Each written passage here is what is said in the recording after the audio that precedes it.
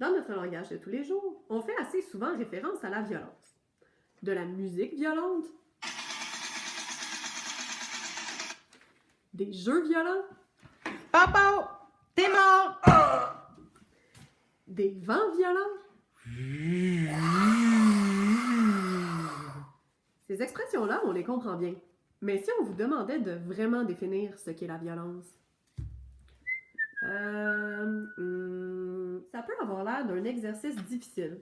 Mais pour toutes les personnes qui souhaitent prévenir la violence ou intervenir quand elle survient, c'est vraiment important d'en avoir une définition claire qui délimite ce qui est de la violence, mais aussi ce qui n'en est pas. Parce que la violence est souvent confondue avec la colère et l'agressivité. Nous allons donc vous raconter une histoire qui nous aidera à définir ces trois concepts. Voici David. C'est un garçon de 4e année qui fréquente la même école depuis la maternelle. C'est un beau petit garçon, enjoué, comique, sportif, poli. Il a d'assez bons résultats à l'école.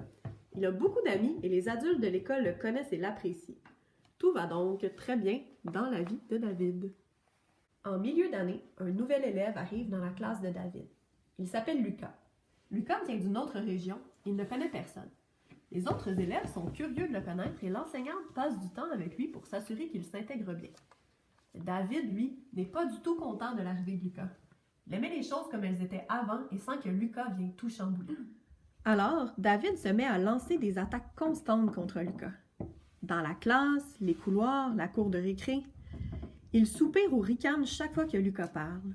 Il lui dit qu'il a l'air d'une fille avec ses cheveux longs, que sa famille est bizarre, qu'il est poche à l'école.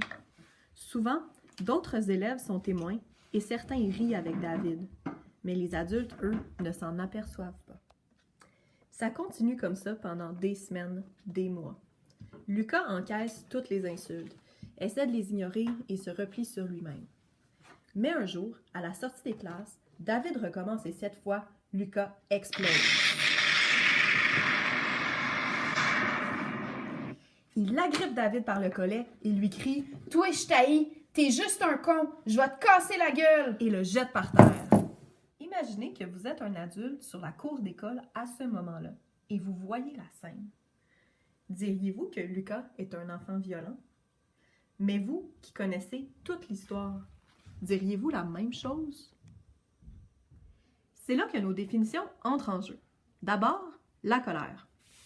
La colère est une émotion intense qui survient souvent quand nous sentons une injustice ou que nos besoins ne sont pas comblés. Ça arrive souvent qu'on tente d'atténuer ou d'ignorer la colère. Faut que je me calme, fâche-toi pas comme ça! Mais la colère n'a pas que du négatif. Elle peut servir de signal d'alarme et nous aider à nous rendre compte que nous sommes dans une situation dommageable pour nous.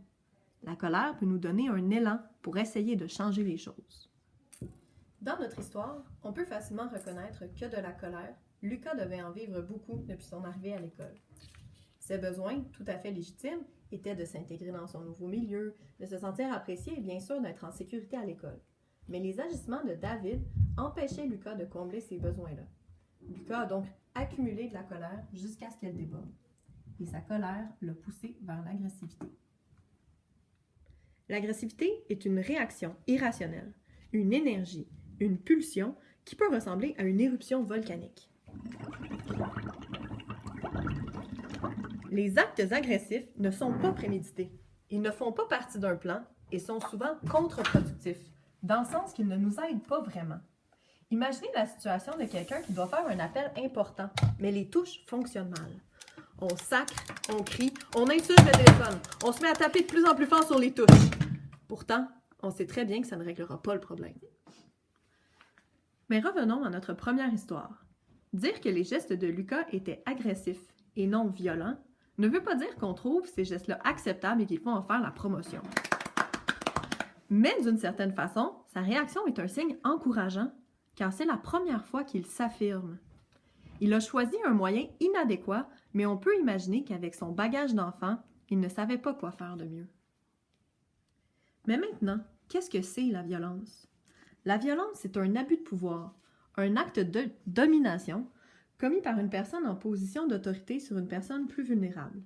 Avec la violence, on prend le contrôle, on tire un avantage. C'est donc un outil qui permet de réaliser un but. Le déséquilibre de pouvoir qui existe entre les deux personnes fait en sorte que la victime ressent de la détresse. Mais dans notre histoire, qui donc commettait de la violence? David. Ses gestes étaient subtils mais violents psychologiquement. Son intimidation lui permettait de contrôler la situation et de garder les choses comme lui le souhaitait. Même si les causes profondes de ses actions n'étaient sûrement pas claires pour lui, il agissait de façon plutôt rationnelle. Il savait, par exemple, se cacher des adultes pour ne pas être puni. Mais David, un enfant, était-il vraiment en situation de pouvoir? Oui. Son cercle d'amis, sa familiarité avec l'école, sa bonne réputation aux yeux des adultes, tout ça l'avantageait par rapport à Lucas. Il peut agir sans trop craindre d'être dénoncé. À qui Lucas irait-il parler? Qui le croirait? Cette situation confortable permettra même à David de ne pas se sentir affecté par les insultes et les menaces de Lucas. Peut-être même qu'il va en rire. Quand il s'agit de violence, les apparences peuvent nous tromper. On a vu que ce ne sont pas toujours les actes les plus bruyants et les plus spectaculaires qui sont violents. On a vu que les personnes qui utilisent la violence peuvent être de beaux petits garçons polis. Un même geste peut être de la violence ou de l'agressivité. Avant de poser les étiquettes, c'est important de connaître le contexte, de voir plus large, même si c'est souvent difficile, de se demander où est le pouvoir, qui vit de la détresse, qui en profite. Savoir mettre les bons mots sur la colère, l'agressivité et la violence, c'est pas juste pour faire beau dans notre vocabulaire, ça a aussi des impacts très concrets. Imaginez que l'explosion de Lucas nous amène à l'identifier comme un enfant violent et qu'on applique une sanction pour l'empêcher d'insulter et de crier. Au fond, on ne fait que donner plus de pouvoir à David et on n'empêche pas la vraie violence de continuer.